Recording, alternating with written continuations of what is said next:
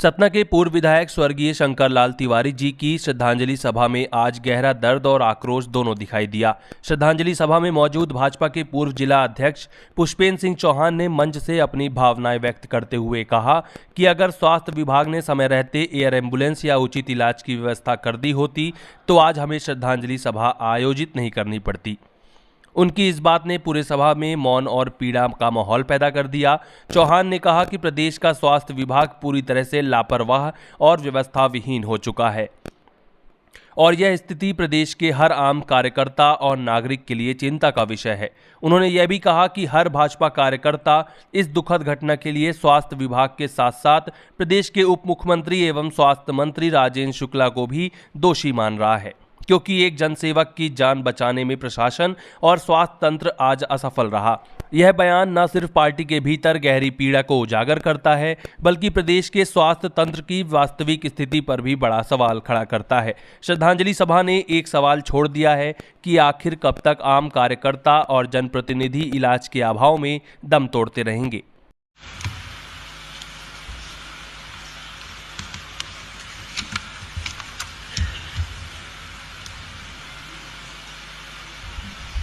सम्मानीय मंच, सामने विराजमान सतना के राजनीतिक क्षेत्र के काम करने वाले सभी वरिष्ठ जन, ऐसे बहुत सारे चेहरे हैं जो 5 दशक की राजनीति में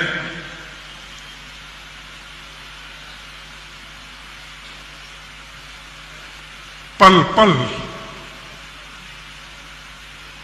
भाजपा के साथ रहे। उपस्थित आदरणीय बहनों,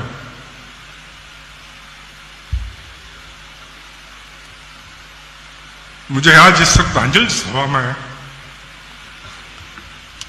दिनकर जी की एक कविता याद आ रही है।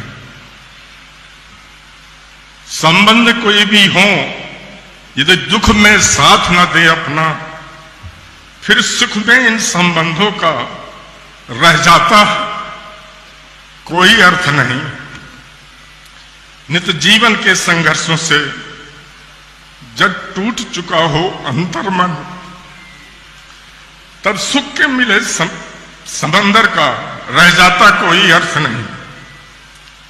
जब फसल सूख कर जल के बिन तिनका तिनका बन गिर जाए, फिर होने वाली वर्षा का रह जाता कोई अर्थ नहीं।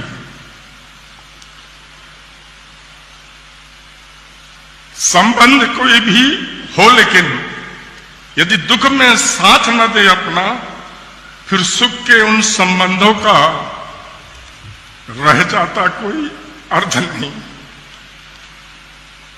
मेरी तो इच्छा थी आदरणीय प्रदेश अध्यक्ष और माननीय मुख्यमंत्री जी जब मंच में हो तभी मैं ये 2 शब्द उनके बीच में कहना चाहता था। मुझे संस्मरण है कि हमारे नागौद के मंडल अध्यक्ष थे रामजी यावन सिंह। उनका नागौद सतना के बीच में एक्सीडेंट हुआ, उनका स्पाइनल कॉर्ड टूटा, क्वाड्रिप्लीजिया हुआ, हाथ पैर से वो विकलांग हो गए। आदरणीय बागरी जी हमारे बीच में नहीं है। हाँ, बागरी जी 5-6 कार्यकर्ता यहां से उनको लेकर के दिल्ली गए। दिल्ली गए तो वहां कोई सहारा नहीं था, अटल जी विपक्ष के नेता थे, सीधे अटल जी के बगले में गए। जब उनको बताया कि हमारे बहुत वरिष्ठ कार्यकर्ता हैं, मंडल अध्यक्ष हैं, ऐसी सी घटना हो गई है, एम्स में अपॉइंटमेंट कराइए, अटल जी नहीं कैसे बचा पाएंगे इनको। उन्होंने वो शर्मा जी जो रहते थे 24 घंटे उनके साथ में, उनको बुलाया, इनको अपॉइंटमेंट कराओ, कोई दिक्कत पड़े तो मुझे बताना। और न्यूरो सर्जन से खुद टेलीफोन में उन्होंने बात की कि मेरे बहुत वरिष्ठ कार्यकर्ता हैं, इनको मैं भेज रहा हूं, इनको देख करके आप बताओ क्या किया जा सकता है भारत में या भारत के बाहर। हम सब कुछ करेंगे अपने कार्यकर्ता के लिए। एक वो बीजेपी थी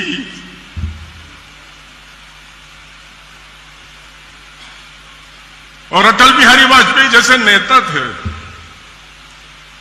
आज एक कार्यकर्ता 18 महीने आपातकाल में जेल में बिताने के बाद जीवन के 5 दशक भारतीय जनता पार्टी को समर्पित करने वाले कार्यकर्ता को आज हेलीकॉप्टर भी मिल गया, मुख्यमंत्री जी को हवाई जहाज भी मिल गया। लेकिन यही हवाई जहाज अगर बीमारी के 7 दिन पहले सतना आ जाता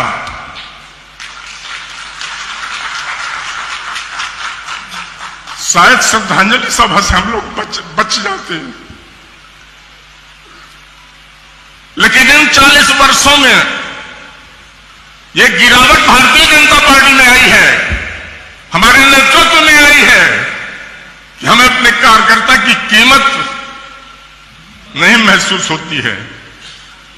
बड़ी महंगी पड़ेगी ये लापरवाही, बड़ी महंगी पड़ेगी ये लापरवाही। शंकरलाल कोई एक दिन में तैयार नहीं हो सकता है। शंकरलाल बनने के लिए जीवन के 50 वर्ष जो देगा वही शंकरलाल बनेगा। हम सब उस घरों से आते हैं जहां पर खाने पीने की तकलीफ नहीं थी, पैसे रुपए का उतना अभाव नहीं था। लेकिन जिन परिस्थितियों में शंकरलाल तिवारी जी ने अपने परिवार, अपने बच्चों, अपनी बीवी, अपनी मां, अपने भाई को कष्ट में डालकर भारतीय जनता पार्टी काम किया, वह अविस्मरणीय है। कोई नहीं कर सकता है। 2-2 रोटी के लिए परिवार तरसता था आपातकाल के समय। आदरणीय नामदेव जी, इंदिरा सिंह, बहुत सारे ऐसे परिवार थे जो वहां राशन की व्यवस्था करते थे, तब भी भारतीय जनता पार्टी काम करते थे। आज तो हम इस चमक दमक की भाजपा में हैं कि 1000 मीटर का कुर्ता, 1000 मीटर का पैजामा, बढ़िया दुपट्टा, बढ़िया वाली गाड़ी अगर ना हो तो हम भाजपा के कार्यकर्ता ही नहीं कहलाएंगे। रामोराम जी बैठे हैं, कमलेश जी बैठे हैं। आज इस सभा के अंदर मुझे लगता है कि 5-7 लोग होंगे जो 1980 में जिस दिन भारतीय जनता पार्टी का जन्म हुआ था उस दिन बॉम्बे अधिवेशन में थे। उसमें आदरणीय रामोराम जी थे, हम थे, शंकरलाल जी तो चले गए, निर्मल सलूजा जी थे। ये यात्रा 45 साल की भाजपा के जन्म होने के बाद जो चली है, बहुत सारे मित्र सामने बैठे हैं, मनीष जी हैं, सेठी जी हैं, पार्षद जी हैं, राजाराम जी मंच में बैठे हैं।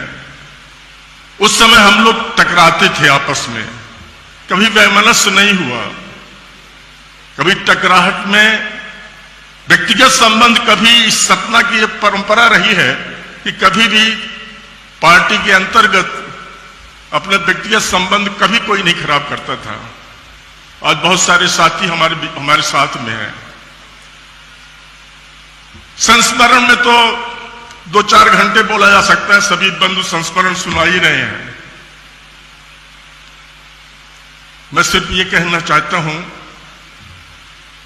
कि शंकरलाल तिवारी जी को सच्ची श्रद्धांजलि आज जो लोग देने आ रहे हैं, मैं तो इनका मुंह नहीं देखना चाहता।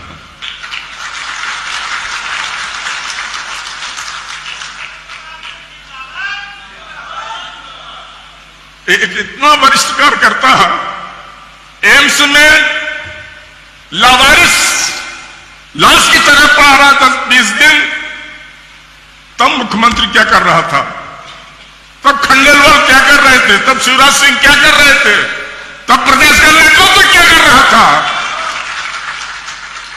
काश अगर ये लोग विजिट कर लेते। आश्चर्य होता है, एम्स जिस भारत का सर्वोत्कृष्ट संस्थान है स्वास्थ्य के मामले में, पता नहीं चल पाया कि उनको रोग क्या है। जब भी टेलीफोन करे बुखार आ रही, कमजोरी हो गई है, बुखार आ रही थी, कमजोरी हो गई है। कहीं ना कहीं तो लापरवाही हुई है। सच्ची श्रद्धांजलि तो यह होगी कि इसमें समिति का गठन होना चाहिए कि उनके मृत्यु का कारण क्या है, और उन एम्स के उन डॉक्टरों को, उस स्टाफ से इंक्वायरी होनी चाहिए कि तुम बताओ कि आखिर तिवारी जी को हुआ क्या था। बुखार तो रोज आ रही सतना में, हर घर में एक पेशेंट है बुखार का, यही ठीक होते हैं। जाने वाली बात नहीं, जिसकी जितनी सांसें प्रभु ने दी है उतनी सांस तक रहेंगे हम सभी लोग, लेकिन दिल में कहीं का शक है। इतनी बड़ी सत्ता होते हुए भी, 20 साल से सम सरकार में होते हुए भी, एक 55 दशक के कार्यकर्ता जो आपातकाल में तिल तिल कर मरा 18 महीने, उसको हम एयरलिफ्ट करके दिल्ली नहीं भेज पाए। आज हवाई जहाज आ रहा है, आज हेलीकॉप्टर आ रहा है, पूरा प्रशासन लगा हुआ है। तब मैंने यहाँ के कलेक्टर ने चिंता की, ना एसपी ने चिंता की, ना मुख्यमंत्री ने की, ना प्रदेश अध्यक्ष ने की। ये डूब कर मर जाने वाली बात है। जिला प्रशासन को भी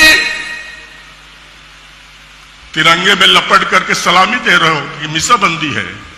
जब वो मर रहा था तब जिला प्रशासन की याद नहीं आई, कोई दिक्कत तो नहीं है इस मीसाबंदी के साथ में, उसकी व्यवस्था हम करते हैं, लेकिन नहीं की गई।